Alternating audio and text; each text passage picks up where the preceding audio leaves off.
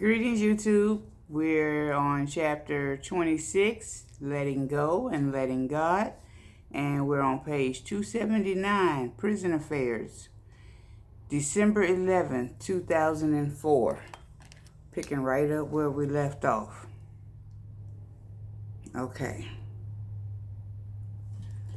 December 11th, 2004. As I was paying my bills, I looked over Darnell's cell phone calls and noticed that he had called one number several times. It was strange because it was a Houston number and I was supposedly the only friend he had in Houston.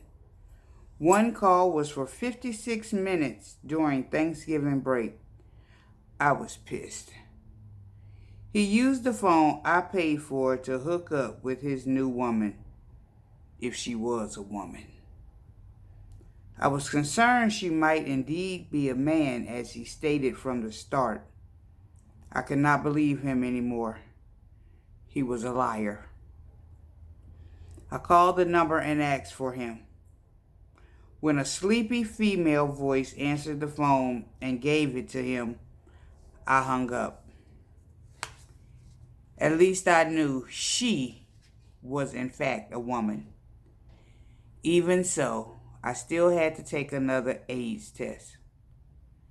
The woman had caller ID, so she called back and asked why I hung up.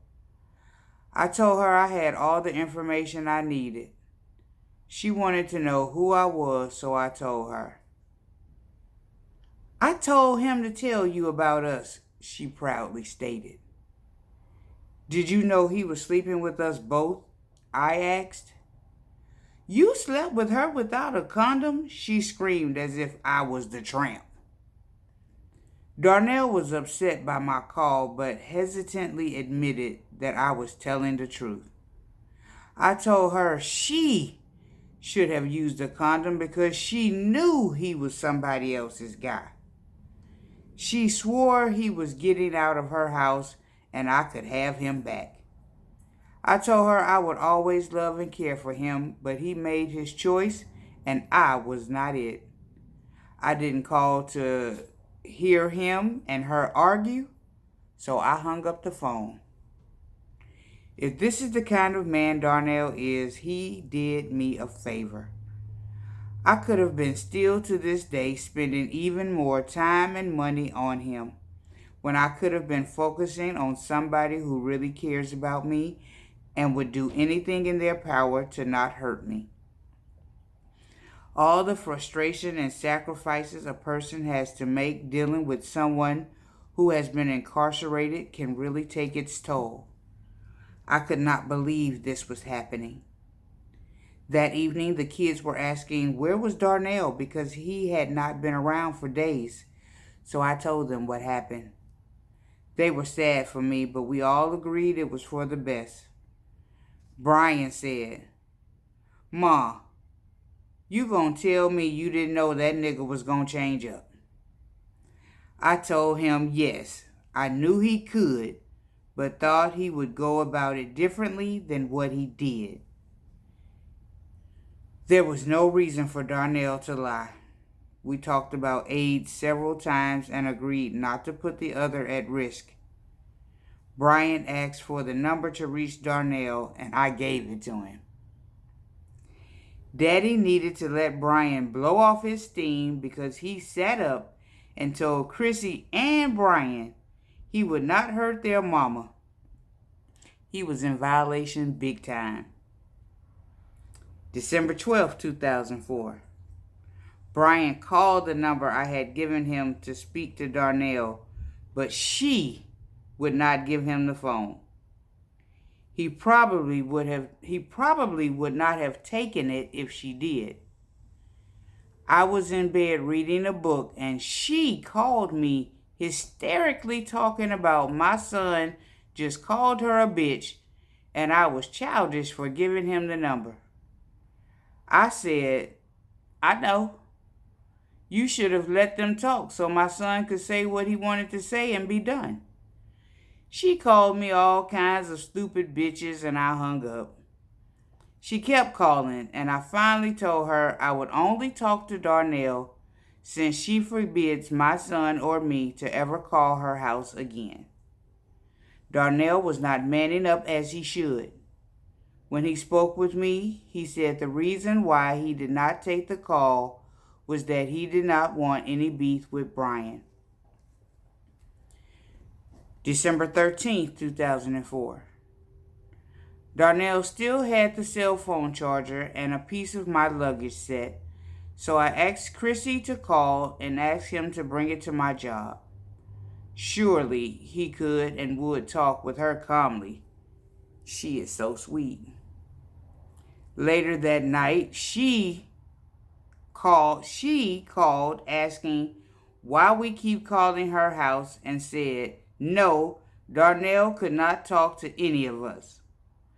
When I realized whom my daughter was talking to, I grabbed the phone to ask why I could not speak to him myself in the first place, or any of my children. I mean, if he left me for her, she should be feeling secure, huh? That made sense to her, so she agreed to let me speak to him. Wouldn't you know, Daddy's punk ass would not get the phone. I heard her say and could not believe she was saying, Daddy, Mama on the phone. Oh, Lord. What is she doing? Reading my letters or what? And she let me know she knows what I look like, which means she has seen my pictures or me. At this point, I wanted all the letters I had written and all my pictures back as well.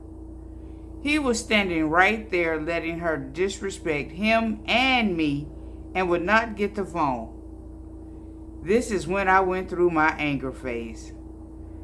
When I screamed, I was coming over where he stood straightway. If he did not get the phone, he decided to talk to me. I guess he realized I knew where he was. I knew because I had tracked him down using the internet. He was being such a bitch and I was mad. He should have more control over his bitch and never, not ever, let anybody disrespect me. He knows I was a blessing to him and he will be punished accordingly. When I got angry, it increased my strength in letting go. Darnell promised me he would bring the items I requested to my job. He never did. I praise God for giving me the strength to get through this. I always knew things could go differently than we planned, but no contact is a bit much unless that is what I wanted. Good thing I always took care of me first.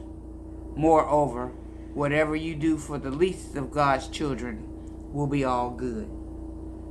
I feel good about being there for Darnell when he needed me. I'm sure it was not Daddy's intent to hurt me, but he did. All of our plans would not come to fruition, and I was torn up.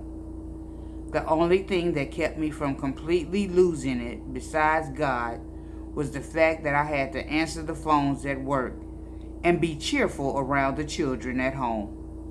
I had to dry it up. Even so, my eyes were blood red for at least a week.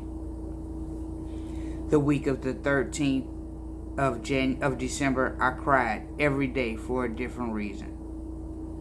On Monday, I cried because of the humiliation and embarrassment I felt. Still, I wanted my baby back. I am not sure if it was curiosity or gluttony for punishment that caused me to drive by the house where Darnell was now laying his head. Upon arrival, I could not believe my baby was living in such a dump. There was a car that needed repair in the front yard. Sheets were being used as curtains, and the house looked dilapidated.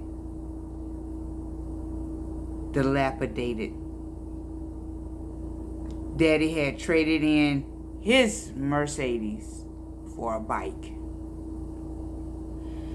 On Tuesday, I cried because I could not stop thinking about Darnell and still wanted to be with him. I had a strong desire to go to the parole officer where he went to report. What kept me from doing so was the fact that I had no patience to wait and nothing to keep me occupied until he arrived. Then, too, I did not want Darnell to know how much I was missing him. On Wednesday, I cried because I was resisting change. I knew it was for the best because I was unhappy. I was just being stubborn. I wanted my way. I wanted Daddy. Most of all, I wanted the pain to stop. On Thursday, I cried because I was tired of crying. No matter what I did to take my mind off Darnell, thoughts of him came flooding back, followed by as many tears. I would cry at the drop of a dime. On Friday, I sat in the pharmacy parking lot and cried because my prescription should not take that damn long to be filled. I was a mess. December 20th, 2004. A spirit of heaviness rested hard on me that had me in tears once again. Something told me to call Micah from PTO, and I did. And let me tell you, Sister Girl prayed me through it, and God bless her sweet little heart, I was all good once again. I asked God to bring Darnell to the point, high or low, whereas he would try to make it up to me and not completely dismiss me as if I were never a part of his life.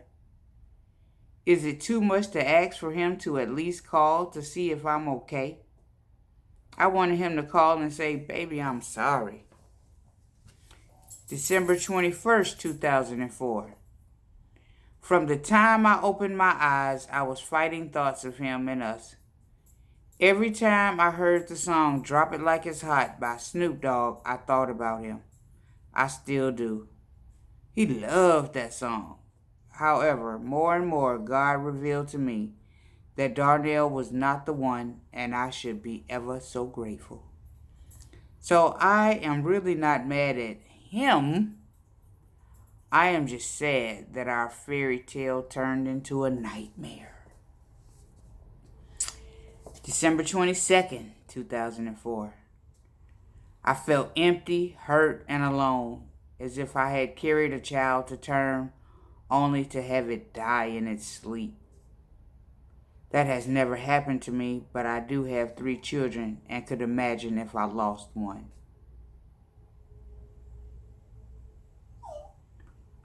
All my hopes, plans, and dreams were no more. I wanted to cry, but knew Darnell was not worth crying over, which made me even sadder.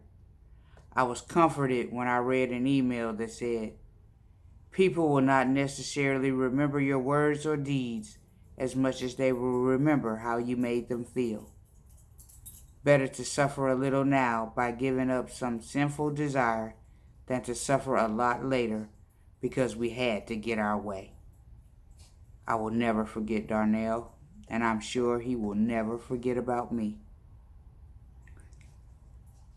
December 23rd, 2004.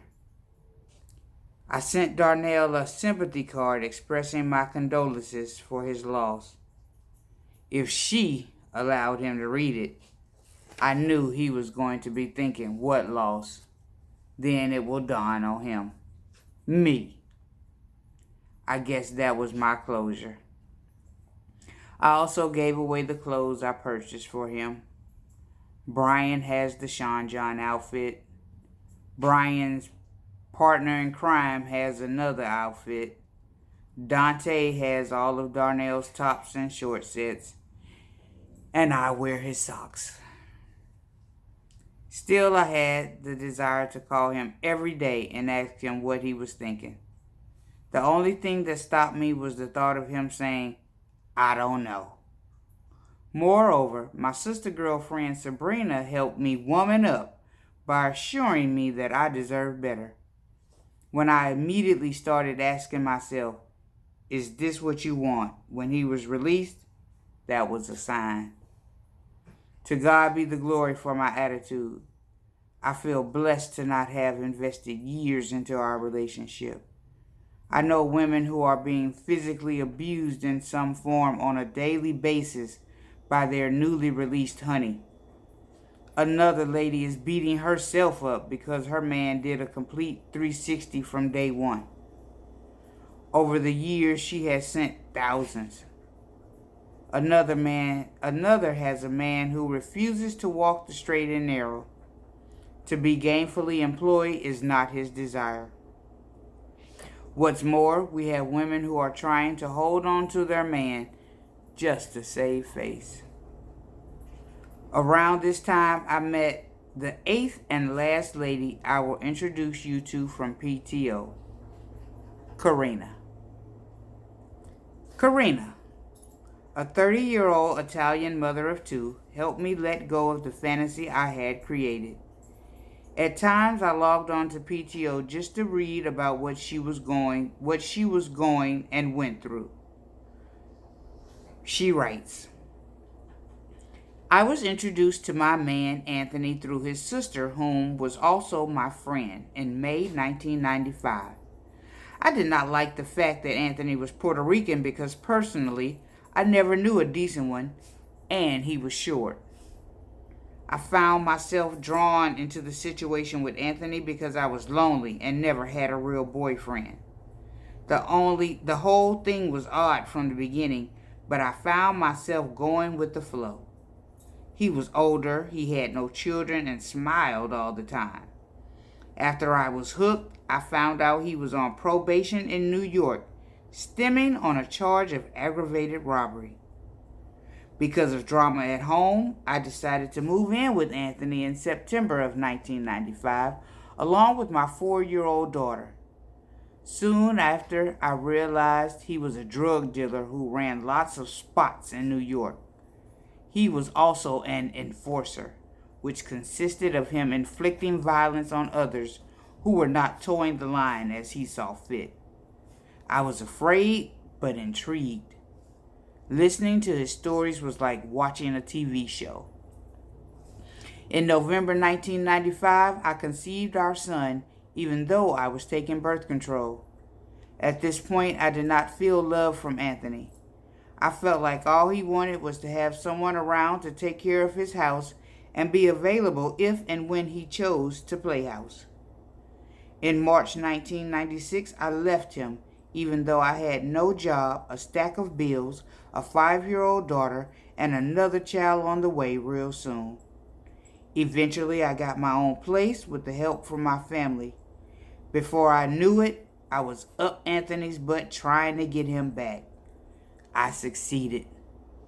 But Anthony treated me no different from before, even though I was the co-signer on 2 of his cars.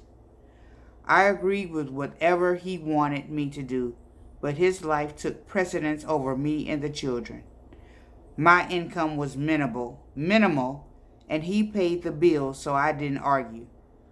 2 weeks before our son was born, I demanded he choose me and the kids over his outside life. He promptly packed, but continued coming around to eat and hang out. I was desperate to have my family intact, so I allowed him to do so. After our son was born, Anthony got a little better. In January 1997, Anthony showed me he was a heroin addict and let me know he had been doing heroin for years. Watching him shoot up was like a nightmare. His skin and bones made him look like he was in a concentration camp. Plus, he drank entirely too much every day. Sometimes he worked, but most times he did not. He broke into my home several times, stealing anything he could sell.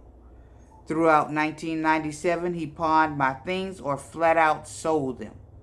Even the baby's clothes with tags were not honored.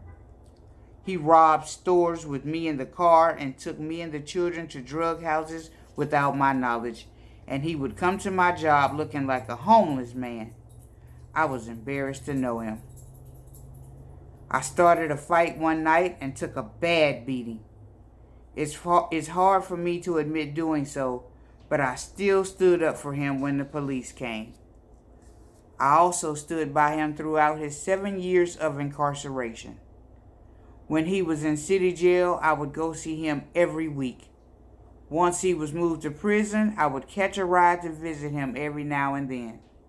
I accepted calls whenever I could and wrote letters on and off throughout his bid. I built my life around waiting for Anthony to come home and drilled this thought into my children. I was ready to defy anyone who disagreed. My mom was and still is being supportive whenever and however she can. My other family members never knew Anthony nor wanted to know him. Sure, I had misgivings, but I loved him and knew I had to try. I trusted his words because he finally said, "I love you." I thought of him constantly and built my world around him according to the movies I watched and songs I would listen to. Once Anthony was released, my fairy tale world came to a screeching halt. I learned that Anthony had pen pals throughout his incarceration. Clearly, he still did not love me. If he does love me, it is not the love I want or need. He is cold toward our son because assumingly he is not boy enough, and cold towards my daughter and me just because. I believe Anthony is void of emotions and does not have the ability to handle mine. I feel whatever emotions he had prior to his incarceration have been destroyed over the last 7 years. I tried for months to recreate the family I once knew, but realized the plans we made while he was incarcerated were mere pipe dreams. After many sleepless nights, I made the agonizing decision to end our 10-year relationship. I asked Anthony to move out as soon as possible. He reluctantly agreed. After doing so this time, he no longer called and only comes by to pick up his mail, showing no real interest in me or the children. Although Anthony would disagree, I do not think he even likes me and the children that much because he purposely does things to annoy us. In hindsight, I cannot see how I could love him, but I did, and still do. I simply wanted Anthony to care, although he never has. I think my desire for him stemmed from a messed up childhood. I hope I stay strong and the Lord finally blesses me with a decent relationship. I don't know what one is, but would like to know before I die. When Karina revealed how much she put up with when it came to Anthony, I was dumbfounded. She must be crazy. I would have kicked Anthony's ass to the curb a long time ago. Nevertheless, I am not Karina. Each person has his or her own limits, and it is not my place to judge her or anyone else. If you remember, my family thinks I am crazy. During my breakup with Darnell, Karina's experiences really hit home. It upset me to read how cold Anthony was being towards her and the children. Her suffering gave me a glimpse of the nightmare I imagined my relationship would have more than likely become. She helped me to appreciate the fact that I deserve a warm, caring man. Unfortunately, Darnell was not he. Gotta let Pablo outside.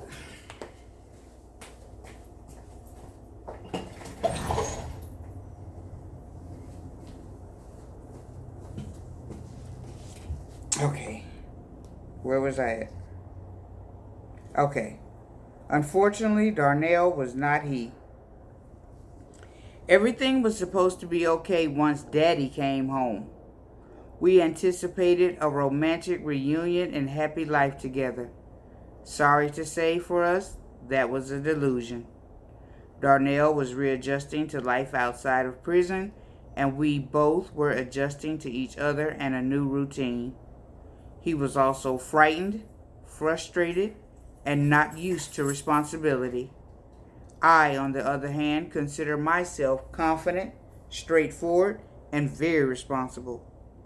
What's more, the pressure was on for him to find a job and make me happy. We were both let down. I know I was. January 2005. A new year was upon us, and I was feeling refreshed and renewed in my spirit, mainly because there were no unhappy endings for those who loved the Lord. Surely I would not want to go through the pain I felt, but I will cherish my experiences with these men for a lifetime. Had it not been for the need to fill the void that disappointment causes, I might not have begun vigorously writing this book. I felt as if I had awakened from a bad dream and needed to write it down before I forgot.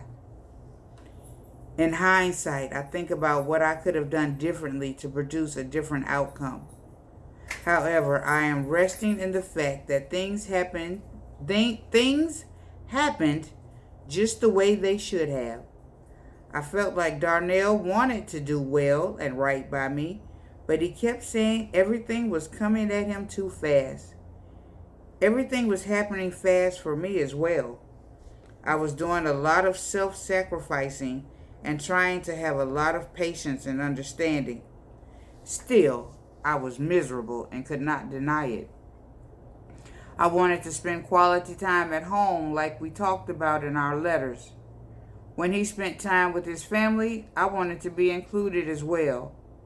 And I could not tell him anything without him getting upset. When he said, "Damn, I can't do nothing right," I was concerned with how my words and deeds were affecting him. I am no psychologist. Therefore, I did not know how to deal with a man who has been incarcerated, let alone a man who has been incarcerated for almost 9 years. What's more, I didn't know him beforehand. As a result, I do not know if his behavior stemmed from being locked up or if that was simply the way he was. When I tried to contain my feelings, I could not.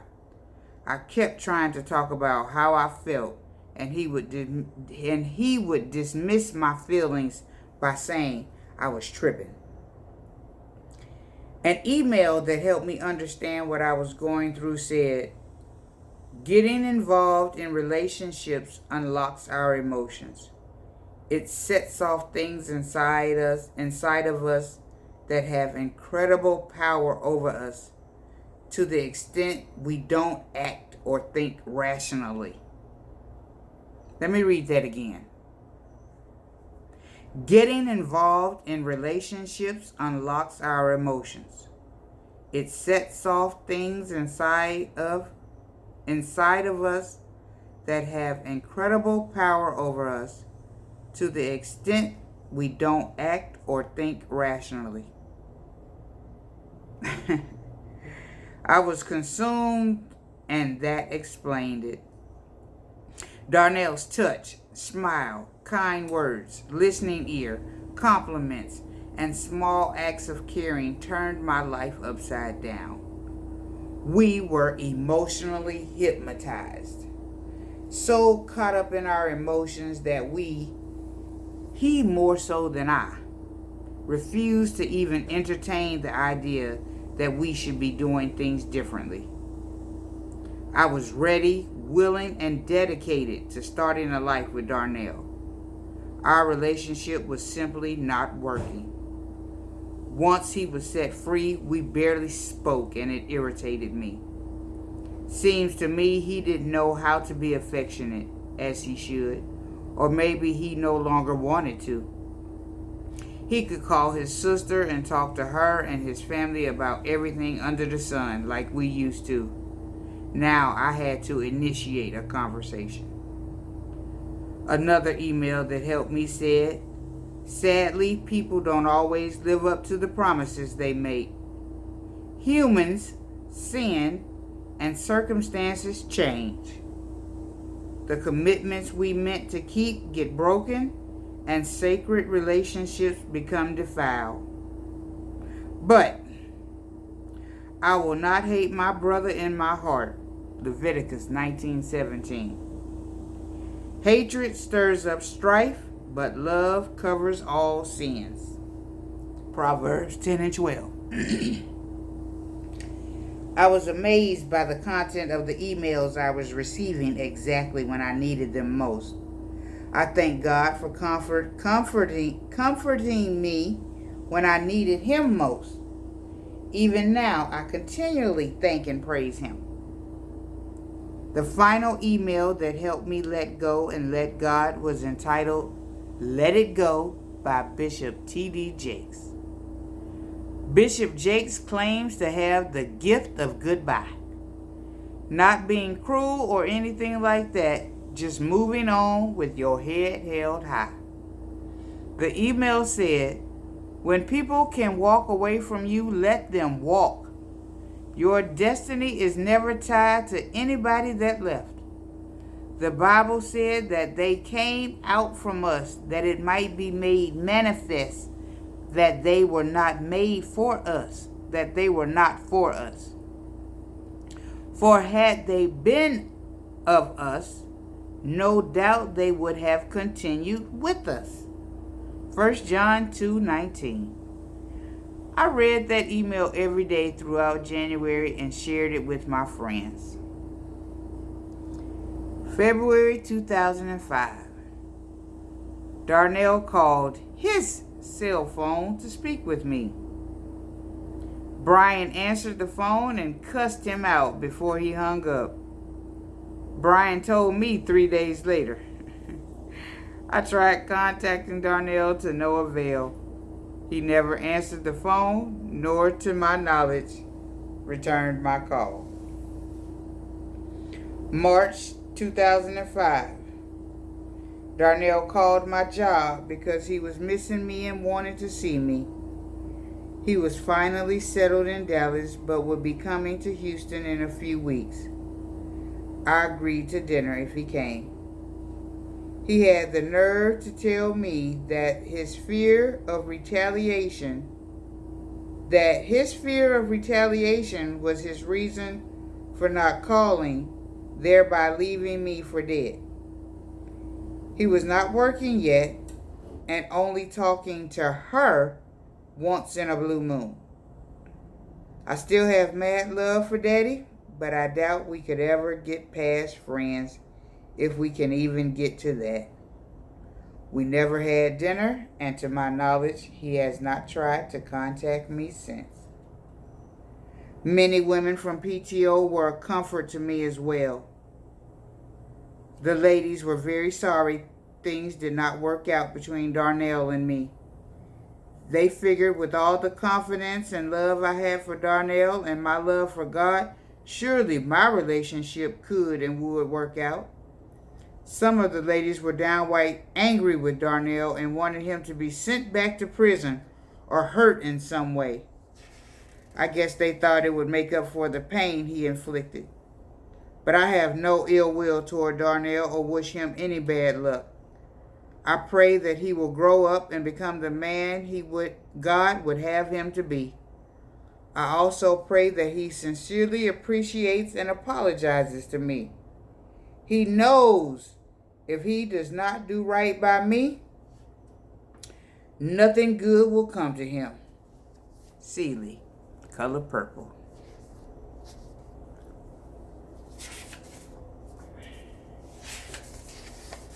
All right, that's it. That's the end of the chapter. That's the end of the book. That's it. I did it. I got through the end of the book. But we still have an epilogue. There's an epilogue. I'm going to do another episode and do the epilogue. And then I'm going to do an episode that does the whole book in one episode, like a recap. And then I'm going to do the last episode and give an update in my comments. All right. That's my time, y'all. Smooches. Peace.